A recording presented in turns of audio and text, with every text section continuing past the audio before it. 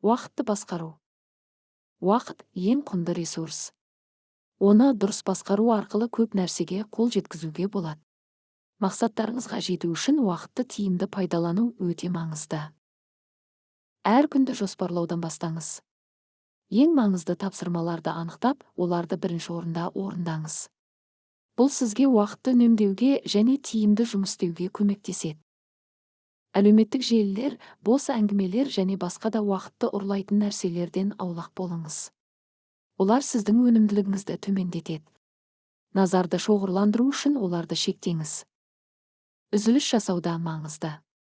Әр сағат сайын 5-10 минут демалыңыз. Бұл сізге сергіп қайтадан жұмысқа кірісуге көмектеседі. Уақытты дұрыс басқару арқылы сіз өзіңіздің өміріңізді жақсарта аласыз. Мақсаттарыңызға жету үшін уақытты тиімді пайдаланыңыз. Есіңізде болсын, уақыт ақша,